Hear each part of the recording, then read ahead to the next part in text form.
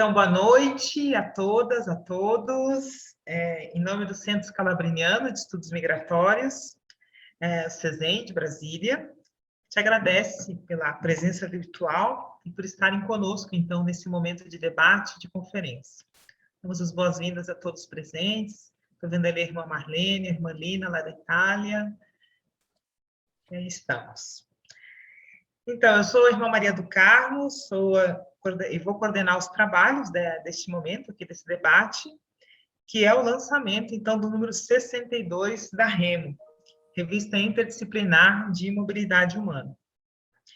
A REMO é uma revista quadrimestral, cujo objetivo é oferecer ao mundo acadêmico e aos pensadores e articuladores da ação sociopastoral e das políticas migratórias análises interdisciplinares, amplas e aprofundadas sobre temas ligados à mobilidade humana, a mobilidade humana contemporânea, com foco na promoção e na defesa dos direitos humanos. Bom, lembramos que a REMO ela é indexada, né, no Cielo Brasil, na Redalic, Dialnet e entre outros, e possui classificação A2 no Qualis. Todos os artigos da REMO estão disponíveis no portal da revista, Cielo Brasil, e em Redalic, e também no nosso site. O número de agosto de 2021 foi publicado com um dossiê sobre o tema Perspectivas Diaspóricas. Então, nesta conferência, nesse evento virtual, nós queremos debater essa temática, e para a gente alinhar um pouco essa dinâmica, nós vamos iniciar com uma breve apresentação do dossiê por parte do editor-geral, chefe da REMO, nosso querido Roberto Marinucci. E em seguida, então, nós teremos a fala da professora Beatriz Padilha, da Universidade do Sul da Flórida, e logo depois, então, nós vamos escutar a palestra ou a fala do Kelvin Venturim, que é doutorando em etnomusicologia, pela Universidade Federal do Rio Grande do Sul. E na conclusão, então, a gente pretende ter um tempo aí de uns 20, 30 minutos para que a gente possa fazer algum debate, ou que as pessoas possam dirigir perguntas aos nossos participantes aqui, aos nossos convidados. Então, desejamos a todos e a todas um bom evento, e passo já de imediato, então, a palavra ao Roberto Marinucci, para uma apresentação, então, do dossiê da REMO 62. Boa noite a todos e todas. Estamos muito felizes por esse novo lançamento da revista REMO. Queria começar agradecendo, antes de tudo, os autores e as autoras dos artigos, os numerosos e numerosas referis que contribuíram tanto na avaliação quanto no aprimoramento dos textos, a equipe editorial, a equipe científica da REMO, a equipe do CESEM, com certeza, e inclusive a congregação das Irmãs Calabrinianas, que tornam possível a publicação dessa revista. Como a irmã falou, o dossiê da revista de agosto tem como título Perspectivas Diaspóricas. O dossiê tem 6 artigos e apresenta diferentes olhares sobre o tema da diáspora, com focos bastante diferentes, tanto de um ponto de vista geográfico que disciplinar. No editorial que escrevi junto com a irmã Maria do Carmo Gonçalves, incluímos um subtítulo, Perspectivas Diaspóricas, Memórias, Encontros e Resistências. São 3 termos que dialogam bastante com o conceito de diáspora. A memória da terra de origem, que permite a criação de laços entre os emigrantes, os encontros nos lugares da nova residência, que promovem a abertura de canais de interlocução, inclusive de transformação, de mudança, e as resistências, as lutas em terra de diáspora, tanto para uma inclusão cidadã, quanto para fomentar uma transformação na terra de origem, sobretudo nos casos em que a migração é uma migração forçada. Como falei, o dossiê tem vários olhares sobre a questão da diáspora, e entre os outros aspectos, acredito que seja importante sublinhar que essa categoria diáspora não é utilizada como um mero sinônimo de emigração. Podemos dizer que toda diáspora pressupõe uma imigração, mas nem toda imigração gera uma diáspora. A formação de uma diáspora envolve algumas condições, algumas características específicas. Entre os pesquisadores, na realidade, não há unanimidade sobre essas características, mas há um conjunto de elementos que a maioria sublinha, como, por exemplo, há uma dispersão, muitas vezes forçada, de uma coletividade. Não é por acaso que o termo diáspora foi muito utilizado em relação à diáspora judaica e também à diáspora armena. Outro elemento é a presença de uma memória coletiva, um mito sobre a pátria ou a terra de origem, que acaba sendo quase que um elemento aglutinador desses migrantes. A partilha de uma crença sobre uma suposta não aceitação ou não suficiente acolhida na sociedade de chegada. O comprometimento com a pátria original, inclusive de forma transnacional. Aqui entra muitos trabalhos sobre diáspora e transnacionalismo. Inclusive a questão da criatividade das diásporas, que as tornam fatores de desenvolvimento tanto das sociedades de acolhida quanto das sociedades de origem. O dossiê contém, como falei, 6 artigos. 2 desses artigos serão apresentados aqui pela professora Beatriz e o professor Kelvin. Eu vou só falar 2 palavras sobre os demais artigos. O professor José Carlos Marques e Pedro Góes, de Portugal, apresentam no artigo deles uma pesquisa sobre associações de portugueses no exterior, destacando como o associacionismo fortalece e molda as diásporas portuguesas. Entre outros aspectos, autores enfatizam a utilização das novas tecnologias de comunicação e suas implicações em termos de transnacionalismo. Muito interessante o artigo da Rose, peço desculpa a pronúncia, não sei se é a Rose Jagi, não sei se se pronuncia desse jeito, do Zimbábue, que foca a formação e consolidação das diásporas zimbabuanas na Alemanha e na África do Sul. Ela faz uma comparação entre as 2 diásporas. A Rose apresenta algumas tipologias de vinculação de imigrantes com os países de origem e de chegada. No fundo, o artigo, além de ressaltar a diversificação e a evolução diacrônica das pessoas que vivem nas diásporas, uma evolução dos projetos migratórios, evidencia também como nem sempre o indivíduo migrante se autocompreende e atua como diáspora. Há casos também que grupos diaspóricos podem atuar de longe a fim de promover mudanças no país de origem, sobretudo em contextos marcados pela fuga do país e busca de refúgio. A diáspora, neste caso, pode representar uma memória histórica de acontecimentos esquecidos ou até censurados na terra de origem. Esse é o caso estudado por Alessandra Ciurlo, da Colômbia, que vive na Itália, em relação à diáspora colombiana na Europa. A autora reflete sobre o tema a partir de algumas produções artísticas feitas por colombianos residentes em vários países europeus. Ela chama isso de artivismo, uma junção de arte e ativismo. Nessa ótica, as diásporas podem contribuir para um processo de paz no país de origem, no caso, a Colômbia.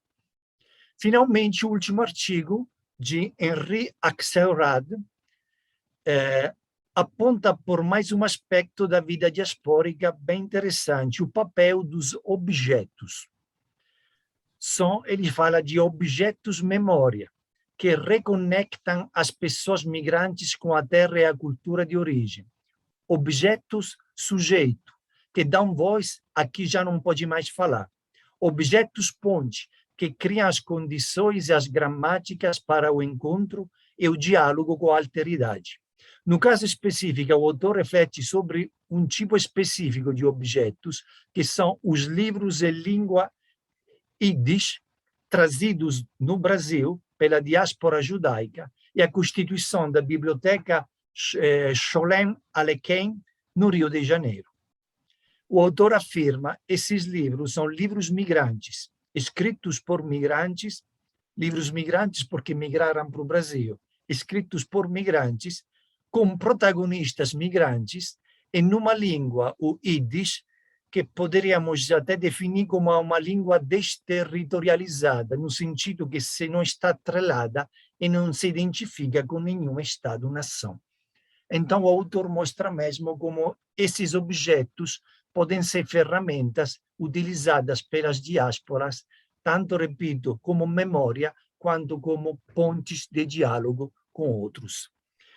Enfim, deixo a palavra aos conferencistas, que agradeço por ter aceitado o convite, e boa conferência para todos nós. Obrigada, Roberto. Então, agora, com muito prazer, com muita alegria, introduzo aqui, então, a professora Beatriz Padilha, com uma rica e bonita e fecunda trajetória. Beatriz, ela é doutora e mestre em Sociologia pela Universidade de Illinois, Urbana-Champaign, acho que é assim que pronuncia, com uma concentração em gênero. Mestre em Políticas Públicas pela Universidade do Texas, em Austin, e licenciada em Ciências Políticas e Administração Pública pela Universidade Nacional de Cuyo, na Argentina. Atualmente, ela é professora e diretora do Instituto para o Estudo da América Latina e as Caraíbas, na Universidade do Sul da Flórida. A professora Beatriz também foi professora associada na Universidade do Minho, em Portugal, e professora investigadora associada no Instituto Universitário de Lisboa. Ela coordenou vários projetos de investigação sobre migrações, diversidade, saúde, gênero, refugiados, entre outros. E participa ativamente na Associação de Estudos Latino-Americanos, a LASA. Então, bem-vinda, professora Beatriz, e com muita alegria a gente lhe passa a palavra. Então. Muito boa noite, muito obrigada pelo convite. Vou tentar... Obrigada, Roberto, pela introdução, porque acho que estão aí todos os elementos para a discussão. E então vou passar a apresentação breve do artigo, que é realmente um artigo mais, talvez, de reflexão, propriamente que de investigação, mas baseado em um projeto de investigação. Deixa-me ver, eu não sei se fica muito aborrecido, mas vou tentar não ser tão aborrecida com a apresentação. E este é o artigo que escrevemos em forma conjunta com a Madalena Lopes, e que, deixa-me aqui, tenho que mudar ok. Com a Madalena Lopes, que é investigadora também no Instituto Universitário de Lisboa e na Universidade de Notre Dame, aqui nos Estados Unidos, e ela efetivamente é venezuelana. Este projeto nasce, eu já tinha algum interesse em estudar a imigração venezuelana, que eu tinha reparado, tinha começado a chegar na Argentina, mas não tinha, então por curiosidade comecei com falar e com entrevistar venezuelanos na minha região, na minha província, eu não sou de Buenos Aires, sou de Mendoza. Então, também nas cidades não capitais, ou não era capital do país, tinham chegado venezuelanos, e fizemos uma proposta de estudar de forma comparada como era a situação dos venezuelanos na Argentina, em Portugal e nos Estados Unidos, sobretudo na Flórida, e conseguimos algum financiamento, e de aí que surge este projeto e um pouco a reflexão deste artigo. Então, a diáspora venezuelana, como pergunta, não é? A diáspora, como já foi mencionado pelo Roberto, é um conceito antigo, mas que existem novas aplicações e interpretações. Este uso varia e às vezes é associado tanto às causas que levaram à imigração ou deslocamento, geralmente não é forçada, mas também cada vez mais é utilizado de uma forma que associa a uma imigração que pode ser não necessariamente forçada. E muitas vezes até já se fala de diásporas, não é? Mais no sentido comercial, não é? Ou aqueles imigrantes que são muito conhecidos porque desenvolveram mais no comércio, na indústria, etc, etc. Acho que é importante pensarmos na definição e na aplicação do conceito de diáspora, tanto no entendimento do ponto de vista teórico, como prático e ou metodológico. Todos estes aspectos são importantes. E como também disse Roberto, a imigração não é como fenômeno não é equivalente à diáspora. A imigração que não necessariamente é sempre diaspórica ou pode ser interpretada ou vista como diáspora. E por isso que é preciso refletir sobre a mobilidade para poder pensar na diáspora. Acho que o caso dos venezuelanos espalhados pelo mundo resulta de interesse para refletir sobre este conceito, até porque é um fenômeno bastante recente, não é? E também nos leva a pensar por exemplo, na variável tempo, quanto tempo é preciso ou deve passar para que um grupo ou para que uma migração possa ou não ser considerada diáspora, não é? E acho que também, neste caso, também como bem disse Roberto, no artigo nós pomos em diálogo o conceito de diáspora e transnacionalismo, vamos buscar, não é, os estudos do Thomas Faith, que relaciona, não é? E tentamos identificar as suas características, tanto no momento de crise humanitária, como a crise migratória e sanitária, que a Venezuela tem estado a experimentar nos últimos anos. E como disse, este projeto, ou este artigo, é uma reflexão sobre o nosso trabalho de campo na Argentina, Portugal e nos Estados Unidos, focando nas motivações, nas justificações, políticas migratórias de integração existentes em cada contexto. Então, tomando também uma visão mais global da diáspora, em base a 3 casos específicos. Um conceito que muitas vezes é utilizado, né, o do êxodo e a crise humanitária, mas no caso da Venezuela não há dúvida da existência, não é, de uma crise humanitária. Então, o contexto da Venezuela como país de origem é digamos, um contexto excepcional, porque o país vive uma crise muito complexa que levou a uma imigração forçada. Aproximadamente 6 milhões de venezuelanos, não é?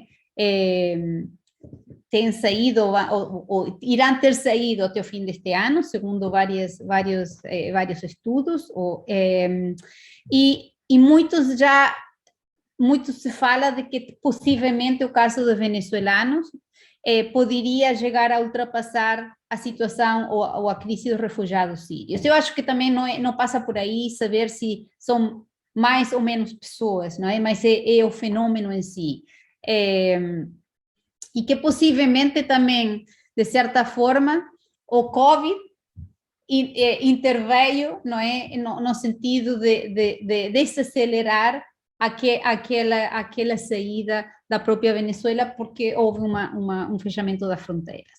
A crise humanitária da Venezuela é uma crise complexa, toca todos os aspectos da vida cotidiana das pessoas, não é? Há uma implantação, por um lado, se fala de uma implantação forçada do socialismo do século XXI, o aumento dos preços do petróleo, depois a queda dos mesmos, a transição de um regime autoritário já há uma autocracia, não é? Mais mesmo do Chávez a Maduro, a desinstitucionalização do Estado, além também das sanções e o bloqueio econômico internacional, que não são menores, que não são temas simples, não é? E que levam a uma situação de crise profunda na Venezuela. E se Venezuela passa a ser um país que era um país de imigração, não é? Ou inclusivamente um país de imigração até das mais, que recebeu imigração europeia até mais tarde que os outros países, a um país de imigração. Há uma falha de serviços, uma falta de recursos, aumento da pobreza, 91% da população vive em pobreza, 56% em pobreza extrema. Não é? Estamos a falar, e estamos a falar da Venezuela, que era considerado, era visto, não é, como a joia da América Latina, não é, ou um país dos países mais ricos, não é? No entanto, também é importante reconhecer a diversidade entre e dos emigrantes venezuelanos, que não é, vai mudando conforme vai mudando o momento de saída, mesmo que estamos a falar de um espaço talvez não muito alargado em tempo, não é? Se calhar estamos a falar de uns 5 anos, esse há um deterioro, digamos, da situação socioeconômica de quem sai da Venezuela. E, inclusivamente, começam a sair os mais vulneráveis com doenças crônicas, há uma série de situações, não é? E, obviamente, uma mudança, inclusivamente da forma que os venezuelanos saem. Por exemplo, no caso dos países que nós estudamos, há uma mudança, inclusivamente, no transporte, e já se começa a falar nos últimos anos do caminhante, não é? E do balseiro, aqueles que saem, não é, que já dá para relacionar com os cubanos, não é, que saíram de Cuba há várias décadas atrás, e aquele que chega andando, não é? E chegar andando à Argentina, não é pouca coisa. E neste caso também o fenômeno migratório ultrapassou a capacidade de resposta dos países da região, porque foi um fenômeno maciço, mas também há vários países da região. E então há um conjunto de respostas variadas, não todos estão, não é? Todos os países da região, não todos estavam preparados, não é? Há um conjunto de episódios xenófobos, não é? Que se experimenta sobretudo em zonas de fronteiras, e vocês, digamos, no início, não é? Sabem bem, muitos deles acontecidos na fronteira com a Colômbia ou mesmo com o Brasil, não é? Porque era a falta, não é? Se bem o Brasil tem recebido muita imigração, aquelas regiões não eram aquelas que estavam acostumadas a receber. E outro fenômeno que caracteriza a situação dos venezuelanos é que, como alguns falam, não têm direito à identidade. E quando falamos não tem direito à identidade, basicamente não ter direito à documentação, porque o Estado venezuelano deixou de emitir documentação. E isso é fundamental para quem precisa migrar. E por outro lado, não há um reconhecimento oficial de parte do Estado, né, da Venezuela de que existe a situação da imigração e do próprio migrante. E quando se faz referência, é uma referência, digamos, bastante pejorativa. Como disse, isto significa, a crise humanitária na Venezuela se traduz em grandes desafios para os países da região, especialmente aqueles países que não tiveram, que não tinham experiência migratória recente, como Colômbia, Equador, Peru, Chile, e vários dos países da Caraíbas, onde também, não é, embora os números não sejam talvez tão elevados, não estavam acostumados a receber imigrantes, não é? Há também uma grande diversificação do destino. Basicamente, os venezuelanos emigram para toda a região da América Latina, também aos Estados Unidos e também para o sul da Europa, embora com algumas características e situações diferenciadas. As respostas têm sido variadas, desde a improvisação com medidas excepcionais em alguns países, algumas medidas focadas mais nas classes médias ou altas, não é? Que também são parte da composição dos fluxos, outras medidas baseadas nas antigas doutrinas de segurança nacional e na criminalização dos próprios imigrantes, a deportação, que experimentaram em vários países, e em alguns países medidas mais recentes ou mais flexíveis, como foi no caso da Colômbia e propriamente nos Estados Unidos este ano, com o Estatuto Temporal de Proteção que os venezuelanos se podem beneficiar. Outro aspecto importante da situação dos venezuelanos é a politização e a ideologização da imigração venezuelana, porque isto polariza, não é? Todos são ou amigos ou inimigos, e isto é muito, muito marcado no caso da imigração venezuelana. Então, pergunta, podemos considerar ou podemos pensar nos venezuelanos como uma diáspora, não é? Então, uma vez identificada a situação sobre a imigração venezuelana, podemos perguntar-nos se realmente é uma diáspora. E esta reflexão é importante porque, por exemplo, há muitas publicações ou muitos estudos que no próprio título levam a palavra ou o conceito de diáspora, mas nunca definem o que é uma diáspora. E isso acho que por si é um exercício interessante de fazer, não é? Falamos eu acho que até eu própria devo ter feito, não é? Eu tenho também falado às vezes sobre eu uso o conceito de diáspora em relação ao Brasil, a diáspora brasileira e a diáspora portuguesa, Mas muitas vezes fica, não é? É assumido, mas não é definido. E neste caso nós optamos por seguir algumas das pautas e indicações do FACE, de Thomas Face, quem também acha que o conceito de diáspora é um conceito politizado, embora ganhe popularidade, é análogo, pode ser analisado e deve ser analisado, é o que nós fazemos com o conceito de transnacionalismo, e pensar que a diáspora existe enquanto fenômeno transnacional. Uma diáspora, ou seja, o fenômeno de diáspora é em si um fenômeno transnacional, enraizado e vinculado tanto ao país de origem como de destino, pelo menos. E quando estas diásporas estão muito alargadas, estes vínculos são múltiplos, não é? Também a diáspora tem um sentido instrumental e simbólico, porque já que identifica questões identitárias, mas também, como mencionei, comerciais, agora é muito utilizado em relação ao investimento e é utilizado de forma diferenciada por diferentes atores, vinculados de diferentes formas à diáspora, não é? Por exemplo, o país de origem, neste caso não é da Venezuela, por exemplo, utiliza a ideia de investimento tentando atrair, não é? O que antigamente eram as remessas, hoje em dia se fala de investimento, não é? Então, cada vez o sentido do conceito de diáspora é mais alargado, não é? Ou é utilizado em diferentes formas.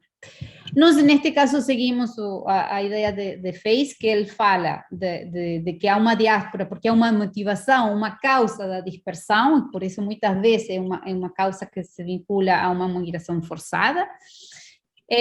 Há experiências transfronteiriças e transnacionais entre a origem e o destino, e, finalmente, também uma vertente de incorporação ou integração no próprio país de destino. Por isso que o vínculo não é sempre pelo menos país de origem e país de destino.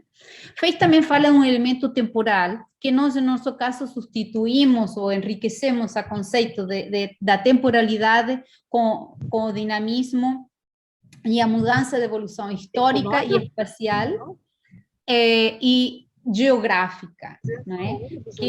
Porque permite também acompanhar e muda no tempo. Também seguimos as indicações de Delano e Gamlen, que substituem a identidade de dispersão traumática por identidades em movimento. Ou seja, também essa pode ser uma vertente mais contemporânea, devido a que podem existir diásporas que sim são traumáticas, e realmente muitas vezes são, não é? Mas outras não necessariamente. E também olhar para o papel das agências governamentais, muitas vezes no país de origem, também pode ser no destino, mas no país de origem, porque o nexo, não é? O vínculo é em relação ao país de origem. E aqui, devido à politização e à polarização da lealdade, pode se transformar, no caso dos venezuelanos, como uma oposição ao regime. E nisso foi bastante claro o que nós apercebimos. E então, neste caso, insistimos, é uma diáspora, uma visão da diáspora associada ao transnacionalismo, e que isto resulta útil para o contexto, para descrever e entender esta diáspora, tanto dos atores estatais de origem, no origem e no destino, como nos próprios imigrantes, porque os protagonistas da diáspora são os imigrantes, não é? E isto também ajuda a ultrapassar aquele nacionalismo metodológico, pensando que só se pode estudar os imigrantes, ou que a diáspora tem que ser entendida em relação a um país, não é? Que neste caso tem sido geralmente de origem, mas se nós focamos nos imigrantes, podemos ultrapassar este nacionalismo metodológico. Então, neste contexto, Venezuela passa a ser, como já mencionei, um país de imigração, um país de imigração. Um ponto de inflexão importante foi a fuga de cérebros, de talentos dos anos 80, e se nós seguimos os estudos mais recentes, por exemplo, Thomas Face e Vivas, eles falam que são da Venezuela, de 3 ondas ou vagas migratórias recentes, para não ir aos inícios. Ele começa a era Chávez, não é? A partir de 1999 e 2000, que é quando Chávez chega ao poder, o fim da era chavista e, posteriormente, a última, não é? A era Maduro, que começa em 2014 e 2015, onde se vê um empobrecimento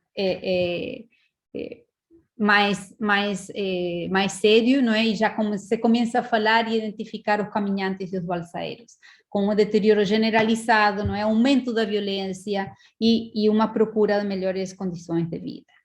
E aqui o interessante, para nós foi interessante analisar o país de destino, não é? Porque varia, dependendo de vários elementos, tanto dos recursos financeiros, não é? Financeiros, que os imigrantes têm acesso, que com o tempo começavam a diminuir, o transporte que utilizam, a disponibilidade e o acesso aos documentos, ou seja, há histórias que são inacreditáveis que as pessoas deviam ou fazem ainda para conseguir ter documentos, até que chega um momento que já não é possível conseguir ter acesso a novos documentos e as pessoas se arriscam a viajar sem documentação, não é? Ter o acesso ou não a vistos, não é? Aos Estados Unidos só é possível entrar, por exemplo, com vistos, etc., etc. E também outro aspecto importante são as políticas migratórias dos países de recepção ou de destino e as políticas de integração, se tem algum papel importante. Então, nosso trabalho de campo foi realizado na Argentina, em Portugal, nos Estados Unidos, no caso dos Estados Unidos, especialmente na Flórida, embora foi aquele que sofreu mais consequências por causa do Covid, porque estávamos a realizar essa entrevista quando começou a pandemia. Nossos 3 casos de estudo podem ser vistos como interessantes porque são países não limítrofes, ou seja, que é preciso, digamos, uma determinação diferente para sair, não é?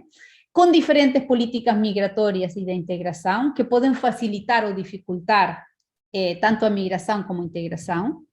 Realizamos entrevistas com imigrantes venezuelanos nestes contextos, também com informantes chaves e alguma observação participante em eventos, sobretudo na Argentina e em Portugal. Já não deu para os Estados Unidos. E o que nós identificamos através destas entrevistas são muitos elementos em comum e semelhantes, não é? Muitas das narrativas e dos motivos de saída, não é? Onde estavam sempre o tema da escassez, a falta de recursos, a falta de acesso, a falta de sempre dessa forma, não é? Um sentimento de que o estado de origem se tinha desentendido dos cidadãos, não é? De abandono, basicamente. Também uma presença de perseguição política e uma violência, não é? Todos, às vezes, até, de certa forma, até alguns já tinham esquecido, não é? Da presença da violência na vida deles e depois refletindo, dizem, não, mas eu perdi o meu tio, o meu pai, ou seja, a pessoa ter perdido seres queridos, ou familiares, ou amigos, ou colegas, por causa desta violência política, e que vê o Estado como uma máquina repressiva, inclusivamente muitas pessoas que no seu momento até trabalhavam para o que hoje seria denominado regime, até chegar o momento de que já não conseguiam, ou já não podiam, e começar uma perseguição.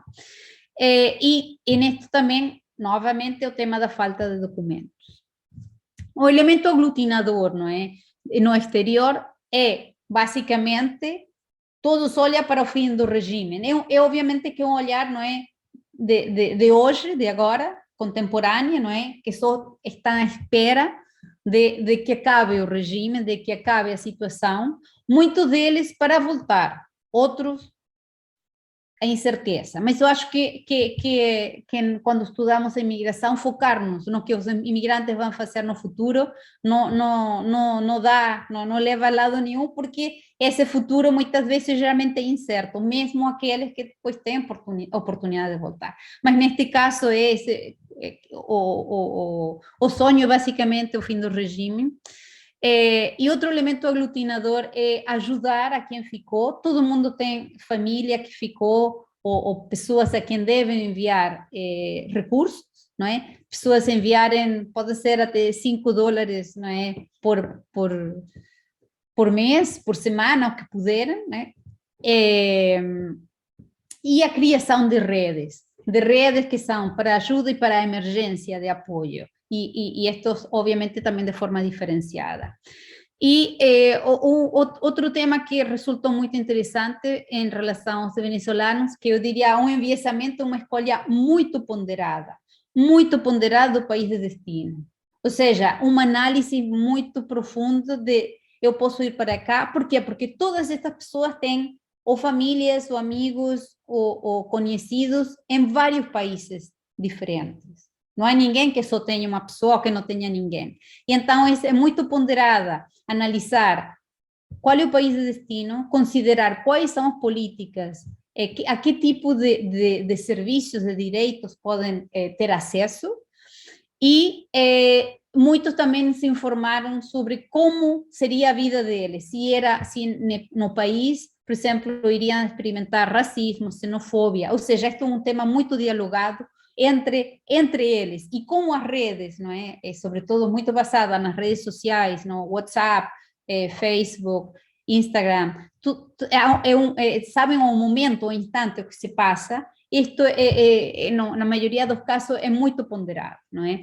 Em relação à Argentina, é uma imigração venezuelana muito recente, embora se teve conexão com vagas anteriores dos argentinos que emigraram para a Venezuela. Uma delas foi a imigração durante a ditadura, e outra em uma época mais recente, devido, não é, à indústria do petróleo. E então todas essas são conexões internacionais. Não é por acaso que muitos venezuelanos vivem na Patagônia e trabalham no petróleo, não é? Ou seja, aquelas conexões fazem muito sentido. Mas também a Argentina foi, neste caso, às vezes escolhida por sua legislação mais flexível, mais aberta, mais humanitária, de acesso a direitos e serviços aos imigrantes, educação, saúde. Como muitos deles também são jovens, muito jovens, mas que estudam ou querem estudar, saber da possibilidade de ir à universidade e não ter que pagar. Por exemplo, versus outros países onde a universidade é paga, não é? E o reconhecimento de diplomas. Na altura que muitos deles, ou a maioria deles, emigrou, era ainda o governo de Macri. Então, como Macri é contra Maduro, Chávez, etc., existia uma simpatia política, que isto realmente já mudou. Embora, e aí não posso fazer mais análises, porque realmente também mudou o governo, chegou o Covid, não dá para fazer ainda, não conseguimos fazer mais entrevista. Mas também existia talvez o racismo e a discriminação que podiam experimentar na Argentina, comparado com outros países, seria menor, não é? E esta possibilidade que Macri deu, não é? Porque queria abrir a porta aos venezuelanos, especificamente de um regime de excepcionalidade. E, neste caso, os venezuelanos foram tratados da mesma forma que os sírios, como refugiados, sem necessidade de pedir o estatuto de refugiado. O caso de Portugal é um caso muito interessante, porque os venezuelanos em Portugal não são vistos como venezuelanos, são vistos como os portugueses que voltaram. A imigração portuguesa à Venezuela foi muito importante, e até inclusivamente os anos 80, então vê-se como uma imigração de retorno, embora muitos daqueles que são vistos como portugueses que retornam à casa, são mais venezuelanos que portugueses, mas essa é uma outra história. De qualquer forma, eles têm, quase todos, acesso à nacionalidade portuguesa, ou podem pedi-la por causa do reagrupamento familiar, ou tem um acesso mais facilitado à legalização, que em Portugal, comparativamente com outros países da União Europeia, é simples. Mas também, ao mesmo tempo, muitos dos venezuelanos, por causa dos vínculos e das conexões com Portugal, foram para Madeira, as Ilhas da Madeira. E então, são ilhas, não é? Com um mercado laboral muito limitado, e sem grandes políticas de integração, tanto em Portugal continental como na Madeira. Por quê? Porque são vistos da parte do governo como que eles não são imigrantes, eles são mesmo portugueses. De certa forma, eles também se sentem desamparados e faltam políticas de integração, porque eles mesmos podem ter passaporte português, mas não falam português. Então, não há cursos de língua para eles porque são portugueses. Então, de certa forma, é como uma diáspora luso-venezuelana, mas não é que enfrenta ou confronta a discriminação. E nos Estados Unidos, obviamente, os Estados Unidos é o sonho americano, não é? Todo mundo, não é? Preferiria sempre vir para os Estados Unidos, mas entrar nos Estados Unidos significa, implica uma maior seletividade, porque precisam todos de passaporte, não é? E passaporte atualizado, não pode ser aquele que já caducou, que são aceites em outros países, e ter um visto, ou seja, esta seletividade implica que as pessoas que chegaram aos Estados Unidos chegaram ou já tinham outro tipo de recursos e pertenciam talvez ou estava mais associado àquela primeira vaga que eu mencionei da fuga de cérebros, não é? E este ano o presidente Biden também concedeu ou abriu o processo para o TPS, que é o Estatuto de Proteção Temporal. E antes disto, os venezuelanos que chegavam nos Estados Unidos, que maioritariamente, como disse, com passaporte e visto, o que eles faziam era pedir asilo político. Embora as entrevistas, nenhum deles tinha sido entrevistado, ainda estavam à espera, mas sim conseguiam trabalhar. Eu acho que este é um quadrinho que eu tinha feito falando e explicando um pouco as diferenças entre os destinos e as políticas, mas para acabar, a pergunta é, será que os venezuelanos então constituem uma diáspora? Embora seja cedo, as pistas que nós vemos sugerem que os venezuelanos são uma diáspora em via de institucionalização e consolidação, porque é mesmo recente. A situação do país funciona como um elemento unificador, mesmo considerando as suas diferenças, não é? Para dentro dos próprios venezuelanos, de classe, de gênero, raça, etnicidade.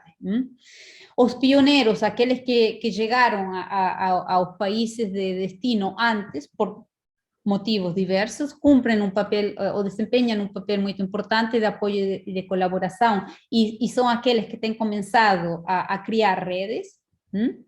Estas redes incluem organizações mais formais ou menos formais e são muito ativas nas redes sociais, são muito transnacionais. Por quê? Porque a maioria dos imigrantes venezuelanos são ou vivem vidas muito transnacionais em contato com as redes sociais e sabem o que se acontece em vários países do mundo, porque têm familiares ou amigos em vários países do mundo. E dessa forma se mantém atualizado, tanto acontece no país de origem, não é? Quando conseguem a comunicação, porque como sabem a internet não funciona muito bem na Venezuela, e também com o que se passa no resto, não é? Dos países onde está a diáspora venezuelana. As remessas são centrais, mesmo que às vezes são muito pequenas, mas é o que conseguem, eles mandam o que conseguem enviar. Então, esto es una característica de una diáspora muy reciente, mas que al mismo tiempo han criado en este poco tiempo sistemas paralelos, porque, por ejemplo, debido ao bloqueo, etcétera, no es posible enviar remesas por vías normais o Western Union, etcétera.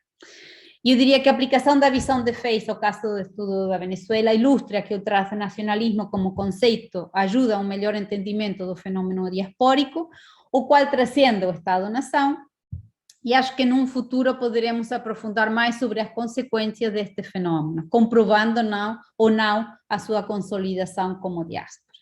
E muito obrigada. Beatriz, querida, obrigada, excelente reflexão, apresentação. E convido as pessoas que queiram fazer perguntas, que já podem colocar ali no chat, depois no final, depois da fala do Kevin, a gente vai fazer uma rodada, então, de debate, né? Então, agradecendo a professora Beatriz, convidamos já, então, o Kelvin para fazer a sua apresentação. Ele é baterista, percussionista e doutorando em etnomusicologia. Falei certinho, né, Kelvin? Musicologia pela Universidade Federal do Rio Grande do Sul. Também é graduado em Música Popular pela Universidade Federal do Rio Grande do Sul e mestre em etnomusicologia. Musicologia pelo Programa de Pós-Graduação em Música da URGS também. Desde 2018, o Kelvin integra o Grupo de Estudos Musicais, o GEM, da URGS, sob a supervisão de sua orientadora, a doutora Maria Elizabeth Lucas. Seus interesses de pesquisa atuais incluem música, migração, diáspora e questões de raça, política, construções identitárias e som, com um foco específico nas práticas musicais e relações socioculturais e interculturais que emergem de uma recente migração da África Ocidental para o Brasil. Como performer musical, atua como percussionista e cantor no grupo de pesquisa e performance da música tradicional irlandesa. Agora, não sei se eu consigo pronunciar, Kelvin. Irish Fellas, é isso? Sim. Depois tu confirma. Então, bem-vindo, Kelvin, um prazer, a palavra está contigo. E convido que quem quiser pôr já questões, pode ir colocando no chat. Muito obrigado, Maria, pela apresentação. Muito bom revê-la aqui nesse espaço. Eu queria também, primeiramente, né, olá a todas e todos que nos assistem. Quero agradecer o professor Roberto Marinucci pelo generoso convite e pela oportunidade, né, de falar aqui um pouco sobre o meu artigo nesse espaço tão importante de diálogo interdisciplinar. Estendo também o meu agradecimento a toda a equipe da revista, a professora Beatriz Pagilha, né, uma honra poder dividir esse espaço com a professora. Neste artigo, né, que a gente chamou de Lugares de Ressonância e a Produção de uma Diáspora Musical Senegalesa no Sul do Brasil, escrito em coautoria com a minha orientadora, a doutora Maria Elizabeth Lucas, traz parte, né, da minha pesquisa iniciada ainda no mestrado, na qual eu tenho focado nos processos de inserção mediados por práticas musicais de uma migração recente do oeste africano para o Brasil, a partir de uma abordagem etnomusicológica e da etnografia da música. Eu optei por dividir esse meu tempo de fala, então, em 3 momentos, né? Primeiramente, eu vou contextualizar um pouco a área da etnomusicologia, em especial como ela se configurou aqui no Brasil e o seu engajamento recente com os tópicos ligados à música, migrações e diásporas contemporâneas.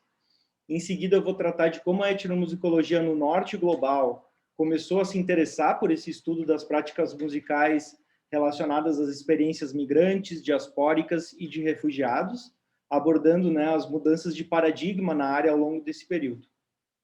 E, finalmente, eu vou concluir falando um pouco dessa experiência empírica, né, que embasou o nosso artigo, através da qual exploramos a produção de uma diáspora musical senegalesa no sul do Brasil, a partir dessa ideia, né, de lugares de ressonância.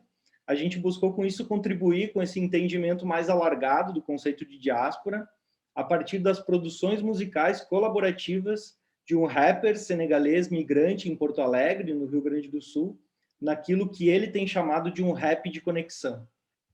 A etnomusicologia, né, como uma área interdisciplinar no âmbito dos estudos musicais, ela foi fundada, né, a partir desse interesse em estudar a diversidade das culturas musicais do mundo.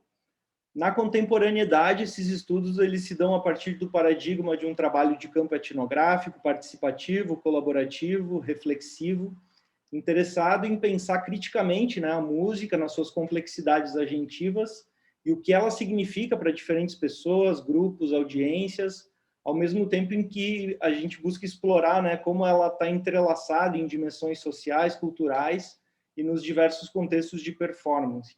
Desde a implantação dos primeiros cursos de etnomusicologia em departamentos de pós-graduação em música no Brasil, na década de 1990, processo do qual a doutora Maria Elizabeth Lucas é parte, né, ela é responsável por esse movimento dentro da URGS. Os etnomusicólogos brasileiros estiveram preocupados com pessoas e grupos em posições minoritárias ou de subalternidade frente às hegemonias nacionais e incorporado em suas pesquisas e práticas etnomusicológicas um vínculo com as políticas públicas, mobilização social, proteção de territórios e de saberes, e o compromisso, né, com a reflexão crítica a respeito do cotidiano da violência no Brasil, tanto física como simbólica. E nesse processo, a área tem se empenhado em formar profissionais capazes de atuar nessas frentes, né, e em prol de inclusão epistêmica, reforma curricular, e em tornar o ensino superior mais democrático e acessível.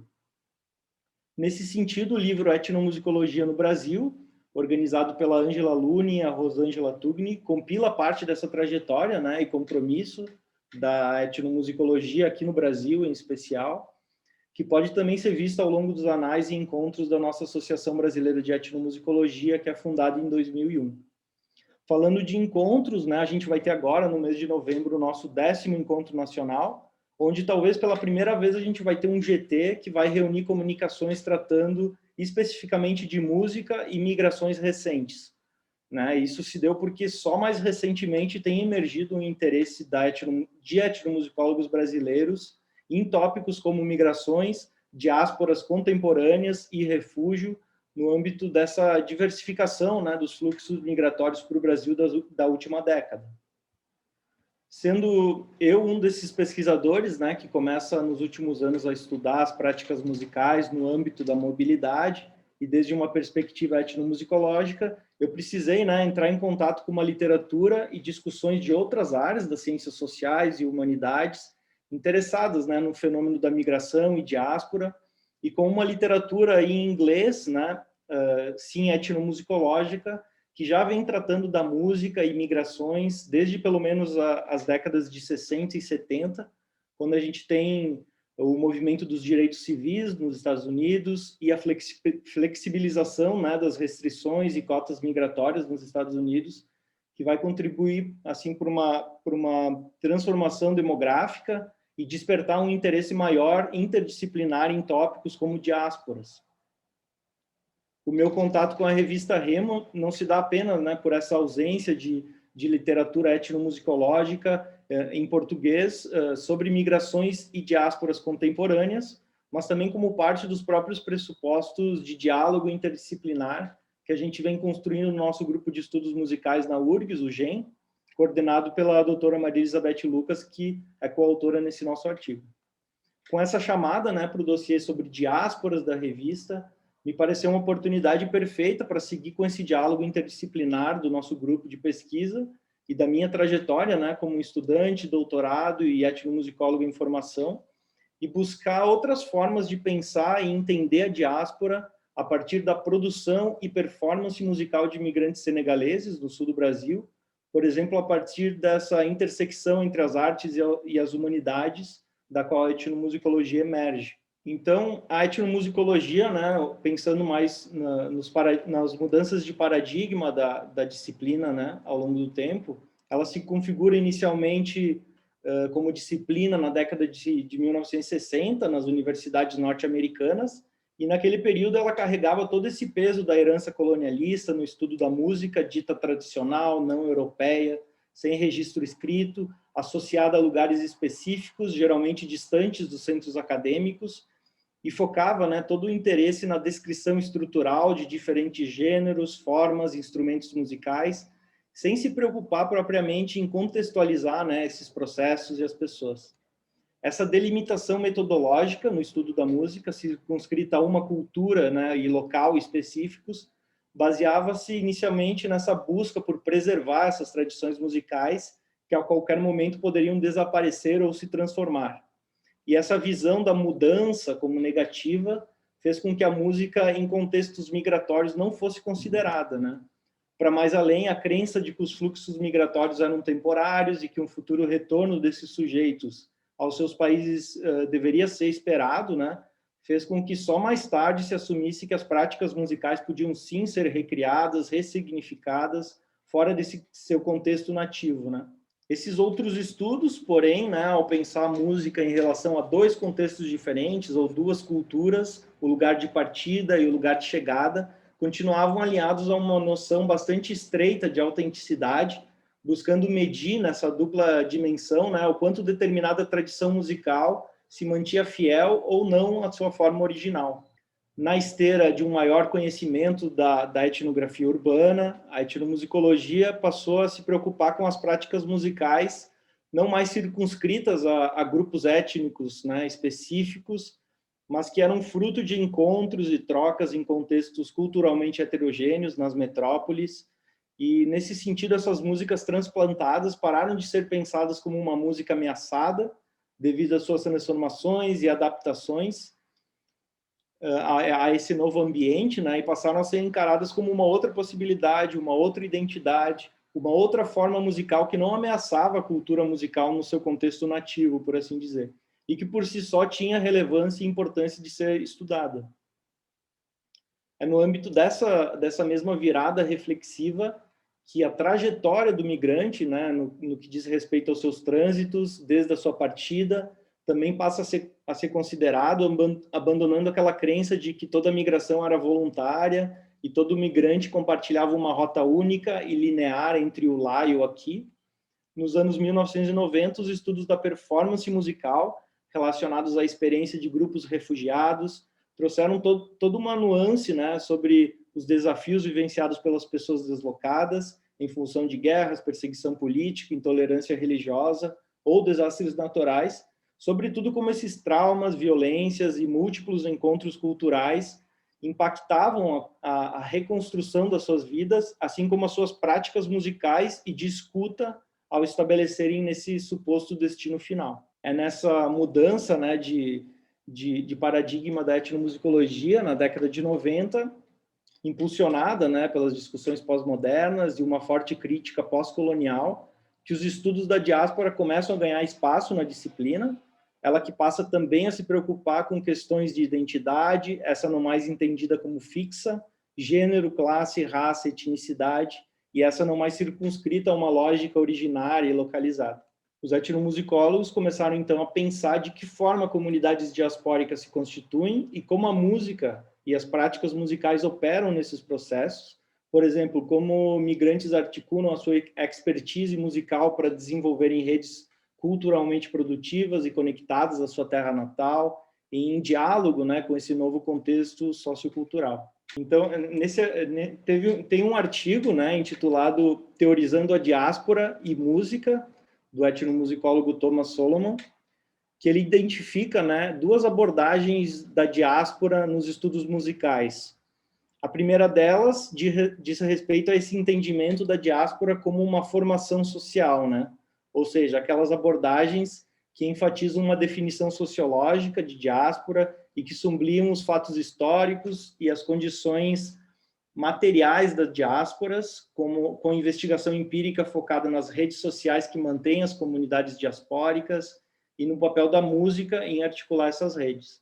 O uso do conceito de diáspora como metáfora nos estudos musicais, por sua vez, ele se tornou recorrente para designar todo tipo de movimento espacial, né?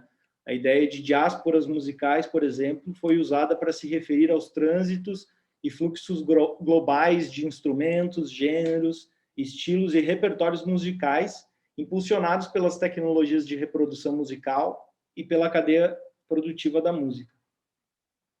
Nesse artigo, a gente argumenta, né, que definições como essas, seja pela flexibilização do seu sentido, ou então por uma certa especificidade, nem sempre dão conta de todas as complexidades da mobilidade humana e das subjetividades e identidades individuais e coletivas que esses sujeitos constroem em um mundo cada vez mais conectado e móvel, como os próprios artigos, né, e experiências empíricas que compõem esse dossiê também têm apontado.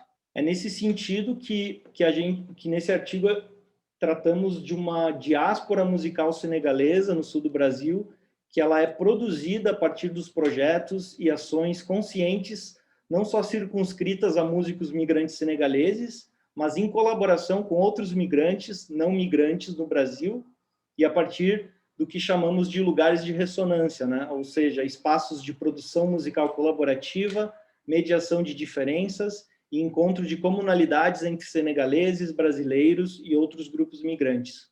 A diáspora, como aponta Ghanem Ndiaye, embora a diáspora senegalesa não seja um fenômeno recente, né, e as relações entre Senegal e Brasil e os seus nacionais venham desde a década de 1960, ela só ganhou relevância nos discursos acadêmicos brasileiros a partir das ondas migratórias dos últimos 10 anos.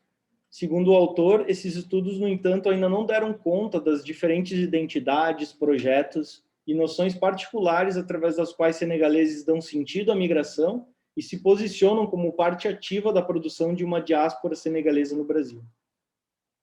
Pensar a diáspora a partir desses encontros interculturais, ou seja, uma diáspora musical senegalesa que é produzida de forma colaborativa e, portanto, portanto, parte desse esforço de preencher essa lacuna apontada por Ndiaye, né? E que o trabalho de campo participativo e colaborativo junto a um rapper senegalês em Porto Alegre tem me sugerido. Então, as reflexões desse artigo, elas partem, né, da experiência empírica de pesquisa etnográfica e colaboração musical junto ao rapper Mr. Wes, nome artístico do senegalês Ousmane Diaby, imerso em um contexto de crítica social e política na produção do hip-hop por uma juventude numerosa nas periferias de Dakar, capital do Senegal. Ele chegou ao Brasil em 2014 em busca de melhores oportunidades, já que mesmo formado no ensino superior e com um curso técnico, não conseguiu emprego ou meios mais seguros de subsistência no seu país. No Brasil, depois de um breve período no qual o ex morou em Caxias do Sul, o enrijecimento da fiscalização direcionada à venda ambulante na cidade, sua principal fonte de renda, fez com que ele se radicasse na capital Porto Alegre.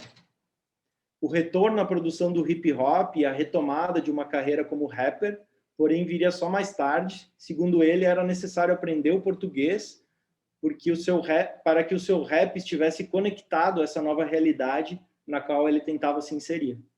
Em Porto Alegre, o chamado centro histórico da cidade, além de um importante espaço de comércio e venda informal para muitos brasileiros e senegaleses, foi o lugar onde o Ezo conheceu uma série de sujeitos que, em paralelo às suas ocupações diárias, estudo, trabalho, buscavam também construir as suas carreiras no hip-hop. Foi essa expertise e envolvimento com a cultura hip-hop globalizada que possibilitou ao Ezo integrar e construir redes de colaborações musicais no Brasil com outros migrantes e brasileiros na produção do que ele chamaria depois de um rap de conexão. É a partir dessa proposta de Ezo, de um rap de conexão, que nós sugerimos nesse artigo que uma diáspora musical senegalesa, desta feita no sul do Brasil, como tenho chamado, é produzida não apenas das memórias, expertise musical e construções identitárias de Ezo, como um rapper senegalês, migrante e negro no sul do Brasil, mas em diálogo com outros sujeitos, migrantes e não migrantes, que encontram comunalidades, negociam diferenças e colaboram em direção a um objetivo comum, a produção de um rap, de um videoclipe, e que, apesar das diferenças, encontravam frequências em comum, por exemplo, ser músico, estar envolvido com a produção e cultura do hip-hop, ser negro em uma sociedade estruturalmente racista como a brasileira. Essas dimensões se tornavam, por exemplo, pontos importantes de estabelecimento e sustentação de relações musicais colaborativas em campo.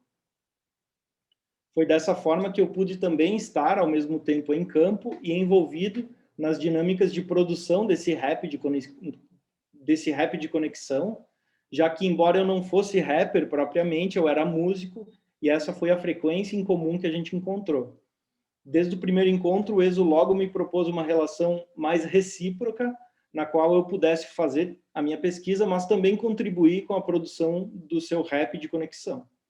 Eu seria a pessoa ideal, segundo ele, para cantar o refrão do seu próximo rap, que na verdade era o remix de uma música chamada Canto para o Senegal, lançada pela banda baiana de axé Reflexos, da década de 1990, que naquela época cantou, né, sobre o Senegal, em um disco todo referenciado no continente africano.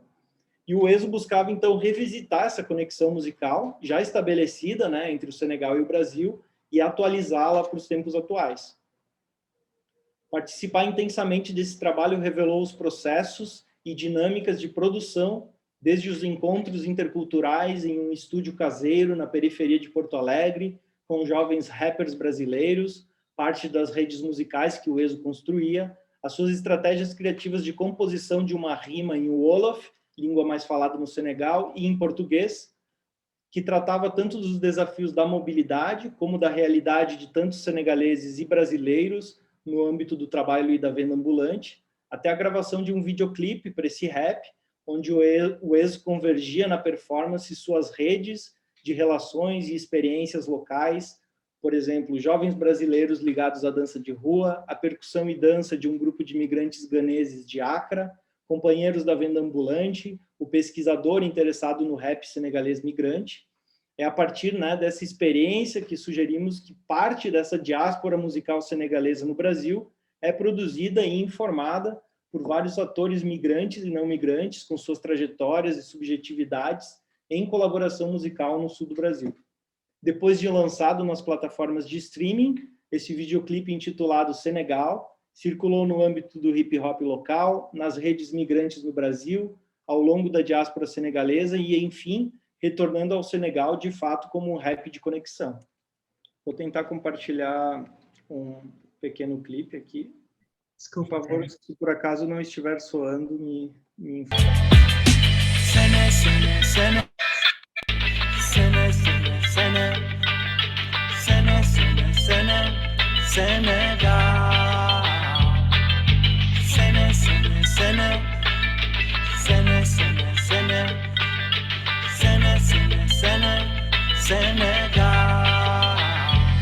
Orgulho ser negro, preto guerreiro, com cabeça bem feita, vencedor, lutador, trabalhador, conquistador. E rapaziada, não fica parada, levanta na madrugada, busca uma vida melhor, faz parte dos melhores, ter muitos valores, para sempre seguir para frente, coloca isso na sua mente. A vida nunca foi fácil, luta mesmo sendo difícil, assim que a gente cresceu, a vida nos ensinou, também nos educou. Então seja realista, deleta bagunceira que tu colocou na lista. Raça negra é alegre, vão viver alegria, sorriso lindo nas caras, até o fim sem parar. Mulheres dançando, crianças brincando, todos juntos gostando, hambre paz chegando, felicidade ficando. Senegal, Senegal, West África, o capital Dakar. Salam alaikum, alaikum salam, cumprimento de paz. Nesse artigo, então, exploramos as contribuições que um estudo etnomusicológico focado nos eventos de performance musical em contextos migrantes pode oferecer para reposicionar noções fixas de identidades e tradições musicais. Através das produções musicais colaborativas de um rapper senegalês em Porto Alegre, buscamos sugerir outras perspectivas de estudo sobre as emergências de novas identidades diaspóricas, no caso pela via da produção colaborativa de uma diáspora musical senegalesa no sul do Brasil. Por fim, em consonância com a tese levantada pelos estudos etnomusicológicos, da importância do capital musical na inserção dos sujeitos e grupos migrantes em sociedades estrangeiras, buscamos contribuir com uma reflexão sobre as nuances com que os migrantes dão sentido próprio à migração, posicionando-se como parte ativa da produção de uma diáspora musical senegalesa no Brasil, a partir dos seus projetos, alianças e colaborações musicais. Muito obrigado pela escuta. Obrigada, Kelvin, por nos inserir nesse diálogo, né, da música e das expressões de diáspora aí nesse contexto. E agora, então, nós abrimos uma rodada a partir das perguntas que estão ali no chat e, eventualmente, se tivermos outras, nós vamos agregando e vamos, né, abrindo, então, nosso debate. Então, olhando aqui, alguém faz um comentário, o Hélio diz que é muito interessante, parabeniza a Beatriz pela apresentação. O Roberto coloca a seguinte questão, no Brasil, ocorreu uma interiorização ou uma tentativa de interiorização dos venezuelanos. A senhora acha que essa dispersão pode dificultar a constituição de uma diáspora ou não? Eu vou fazer mais de uma, Beatriz, pode ser? E daí tu responde no bloco. E já vou também passando as perguntas para o Kelvin, e na sequência ele também já pode responder aquelas que foram direcionadas para ele. A Isabela agradece a Beatriz e gostaria de saber se você considera que a escolha é muito ponderada poderia indicar que os grupos entrevistados têm maior poder econômico que outros, que vão para onde possível ou não. Uma pergunta. Tem uma saudação aqui da irmã Lina, lá da Itália, que agradece a todos e deseja um bom trabalho. E uma pergunta para o Kelvin, do Roberto, que pergunta, esse rap, né, gerou uma conexão entre né? E o Brasil. Mas no Senegal, como essa produção é vista, né? Qual é a recepção disso? Tem alguma informação sobre isso? E voltando de novo a Beatriz, o Hélio agradece a exposição contra a diáspora venezuelana, dizendo então que é um processo de fato multiforme, que tem tido um significado decisivo na polarização política em praticamente todos os países americanos. Talvez também algum comentário sobre isso. Então, fazemos essa rodada e depois, se temos tempo, ainda fazemos mais uma. Muito obrigada pelas perguntas e os comentários. Sobre a interiorização. Tudo depende. Por exemplo, lembro que com os refugiados sírios, por exemplo, aconteceu também uma interiorização em Portugal, e, na verdade, isso sim correu mal, porque realmente enviar pessoas sírias às aldeias portuguesas, onde zero diversidade, ou muito pouca diversidade, aldeias muito pequenas, onde as pessoas nem sequer tinham lugares onde praticar a sua religião, etc., etc., ia ser mau, não é? E realmente não era fácil encontrar emprego, etc., etc. O caso do Brasil acho que pode ser diferente, mas depende como aconteceu essa interiorização.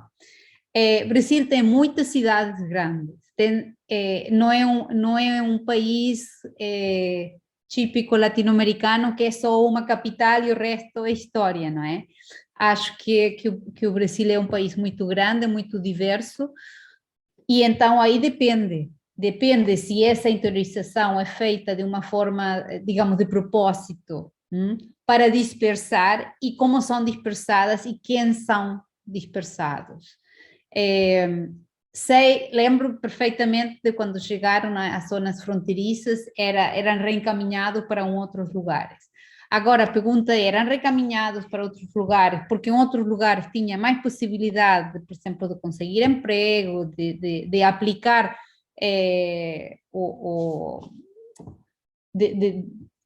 digamos, de se integrar na sociedade, ou existia um outro objetivo por trás da interiorização ou da dispersão. A dispersão, nesse sentido, pode ser mau se são enviados a cidades muito pequenas, onde não há outros imigrantes, onde não há outras possibilidades, sobretudo do mercado de trabalho. Acho que com a assistência de redes sociais, de comunicação, hoje em dia é mais fácil criar digamos, grupos ou organizações mesmo que não se encontram no mesmo lugar, mas não é possível em todos os lados, não é? Então, nesse sentido, não tenho uma resposta. Penso que depende da forma que essa interiorização seja feita. Por exemplo, na Argentina, em alguns lugares, em alguns momentos, também houve uma tentativa, porque quase todos ficam em Buenos Aires, mas a Argentina sim é um país tipicamente latino-americano, onde a capital e tudo, e o resto do interior não, digamos, não é visto. Também a maioria da população vive em Buenos Aires e Grande Buenos Aires. Mas, por exemplo, muitos dos venezuelanos foram para a Patagônia, Neuquén, Comodoro Rivadavia, porque lá podiam trabalhar na indústria do petróleo. Outros iam a grandes cidades, mas também os venezuelanos, por exemplo, dos que eu entrevistei, lembro de muitos dos que estavam em Mendoza, que é a minha cidade, não eram de Caracas. Ou seja, há também, às vezes, tipo uma seleção natural, não é? Aquele que não é da capital prefere uma cidade média, não é? Onde, se calhar, pode desenvolver algum trabalho e ser reconhecido, mas não necessariamente ficar na cidade como Buenos Aires, que pode ser, sei lá, uma grande confusão, não é? Tudo depende, não é? Depende de possibilidades de que as cidades médias ofereçam aos imigrantes. Então, seria interessante falarmos sobre isso, se Roberto tiver mais informação. Isabela, eu acho que esta ponderação, assim, sempre é possível pensar, e no caso dos imigrantes venezuelanos, sobretudo as primeiras vagas, ou aquelas primeiras ondas que saíram, sim, eram pessoas com uma maior capacidade econômica. mas muitos dos que saíram depois já nem por isso. Mas também muitos dos que saíram, muitos, por exemplo, dos que eu entrevistei, eram jovens, eram muito jovens, né? E então, esta comunicação e esta interação que eles tinham nas redes sociais, acho que era sobretudo pelo facto de serem jovens, não é? E estavam muito comunicados, muito conectados. Não necessariamente significava que todos pertenciam a classes mais acomodadas ou classes altas, não é? E então, em alguns casos pode ser, mas esta ponderação não passava tanto por aí. Eu acho que passava muito por ponderar. Se eu vou para esta cidade, por exemplo, Mendoza, eu vou ter acesso à universidade, que foi onde estudei, na Universidade Nacional de Cuyo. E essa universidade não se paga. Ou eu vou para um lugar onde talvez possa reconhecer meu título. Embora todos sabemos, não é, que uma coisa é o reconhecimento dos títulos, né, os diplomas, e depois, quando procuramos trabalho, sempre os imigrantes acabam por ser discriminados, ou seja, ter ou não o título pode... Talvez, Beatriz, só uma pergunta, seria talvez a maior acesso à informação através das redes faz com que seja mais ponderada, não necessariamente econômica, é isso? Isso. Tá bom, obrigada. E então é uma decisão, eu diria, às vezes, mais empoderada, para além de ponderar, mas também depende, porque a chegada depois, as coisas nem sempre correm como esperamos, não é?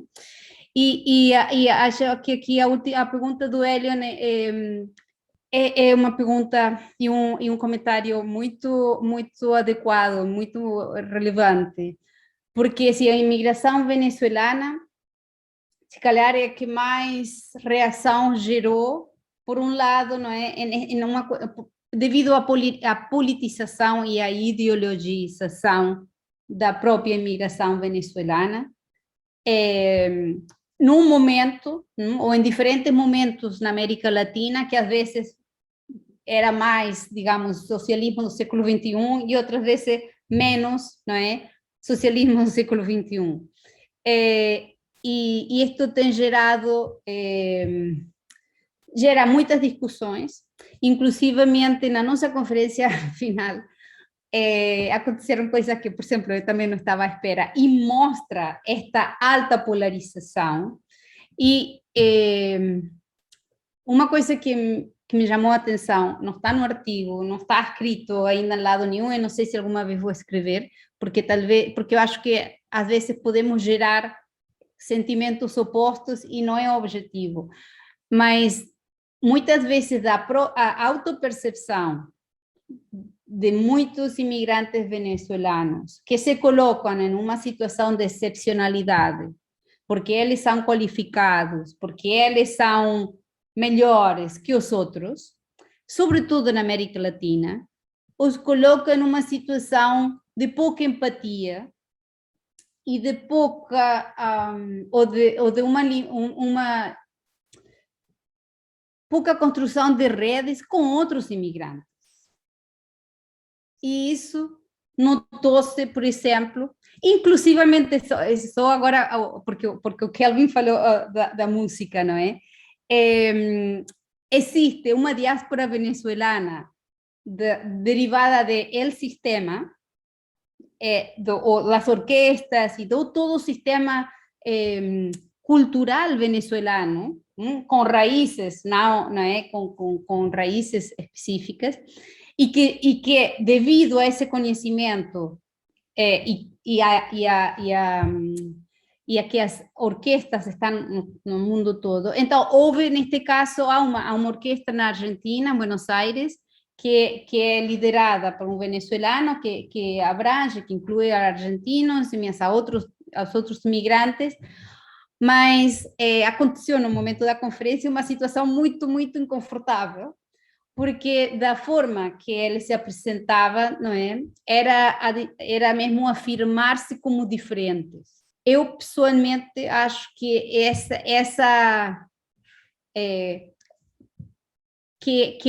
opção pode gerar muitas situações não muito boas com outras comunidades imigrantes, né? Porque ele mesmo a dizer nós somos melhores, nós somos diferentes porque não estamos a fugir da violência, que é verdade, mas quem me disse a mim que o colombiano que saiu no momento, não é, das Farc, etc., não estava a fugir da violência, ou seja, não pode ser uma concorrência nesse sentido, não é? E então, às vezes, eu não sei se isso em algum momento pode ser digamos, jogar em contra da própria diáspora ou não. Porque se a diáspora precisa de aliados, não é? Isso pode ser uma forma, digamos, embora é um elemento diferenciador, é um elemento de divisão. E eu acho que a questão política com o caso do venezuelano é muito, muito marcante. Só. E deixo por aí. Obrigada, Beatriz. Vamos passar, então, a palavra ao Kelvin, para comentar, então, a questão que foi colocada. E, Kelvin, eu queria fazer uma provocação e já fazer uma pergunta, né? E que depois também, se a Beatriz tiver tempo também para colocar assim, seriam duas, na verdade. A primeira, Kelvin, como que tu percebe essa questão da diáspora musical junto com outras formas de diáspora, né? Considerando que esses grupos são muito heterogêneos, então há a possibilidade de mais de uma formação diaspórica, né? Se a gente olhar do ponto de vista nacional, né? Então, mais de uma formação diaspórica a partir dos senegaleses, ou no caso da Beatriz, dos venezuelanos, considerando pertencimentos políticos, religiosos, etc., né?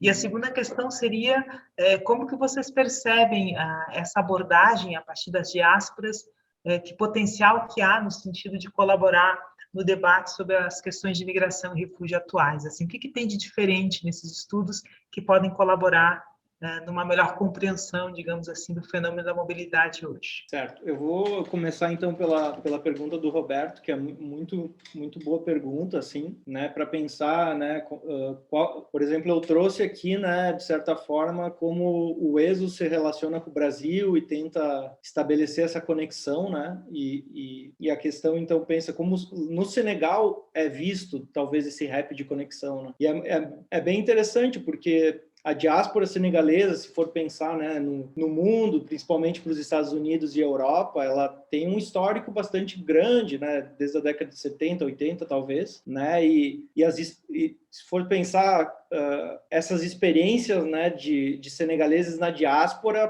para o bem ou para o mal, segue alimentando, né, uma esperança de um lugar melhor, né, de possibilidades de melhores, né, e esse imaginário também transborda para a música, né, no sentido que quando o ESO decide retornar para o rap, ele precisa usar essa produção musical também para mostrar para os seus pares lá no Senegal o contexto em que ele está envolvido, a cultura, principalmente as culturas que ele encontra, né? Então, essa conexão é muito importante, né? Justamente o rap de conexão, né? Para mostrar, né? E é interessante pensar porque a identidade que ele, então, constrói aqui no Brasil é uma identidade desses encontros dele, né? E no Senegal vai ter muito interesse quanto a isso, quanto a olhar para o que os seus cidadãos em diáspora, né, estão produzindo, né, e é interesse mútuo, né, de enviar e de receber. Então, por exemplo, assim que o ESO lança um clipe, ele envia ele tanto para as redes, né,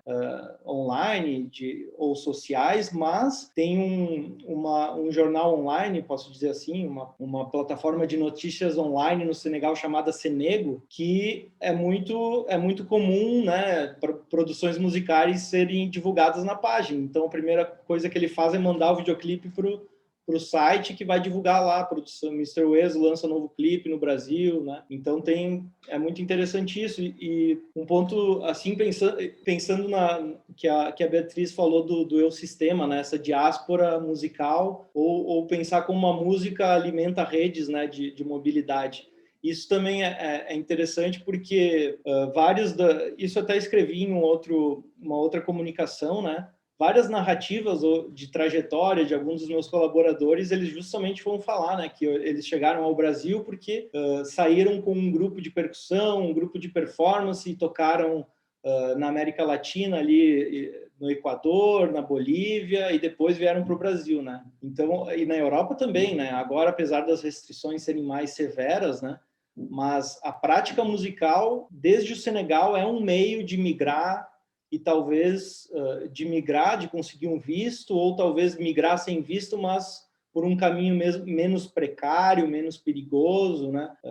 Uma rede de performance, às vezes vão pessoas juntas que não são propriamente músicos, né? Mas aproveitam esse caminho, né?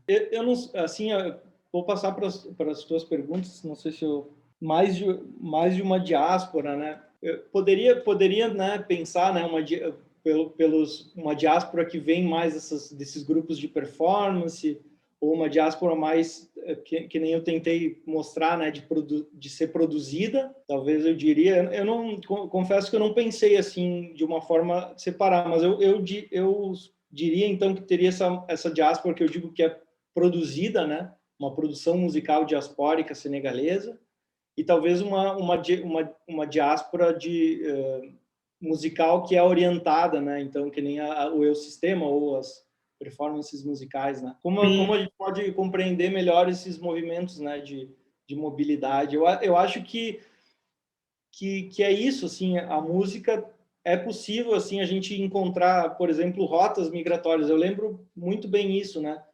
Que tem um trabalho muito importante do Roberto Webel, né? Que ele traça todas as rotas que os senegaleses e haitianos traçaram para chegar, né, no Rio Grande do Sul, um trabalho muito importante.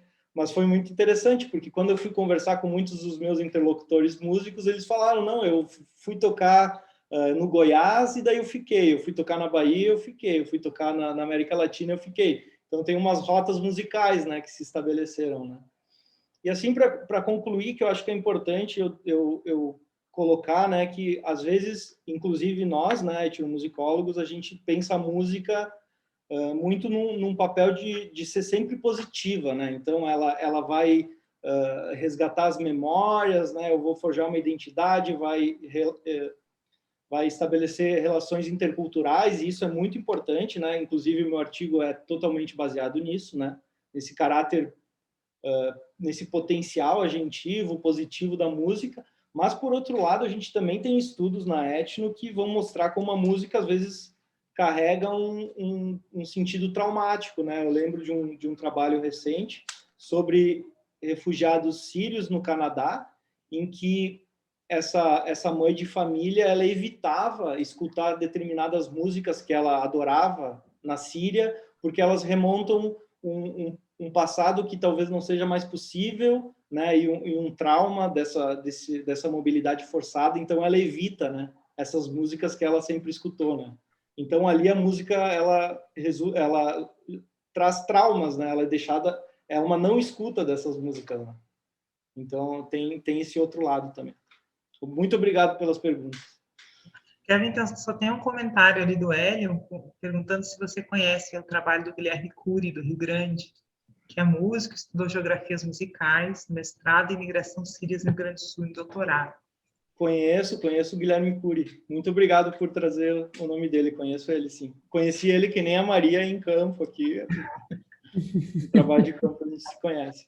Beatriz, então, para nós encerrarmos... Eu queria já aproveitar agora a fala do Kelvin, porque acho que é muito interessante pensar na música, não é? E nestas rotas musicais que geram quase uma desculpa da imigração, não é? Porque justifica ou permite de uma forma identificar uma rota de imigração mais certa, mais segura ou com menos perigos, não é? Mas que tem um propósito mesmo vinculado à música. E, por outro lado, voltando ao tema do sistema, o meu aluno, não sei se alguém de vocês conhece, o Alix, ele já acabou o doutoramento, ele é francês, mas mora em Lisboa, e ele, no projeto de doutoramento dele, ele estudou o sistema em Maracaibo, a segunda cidade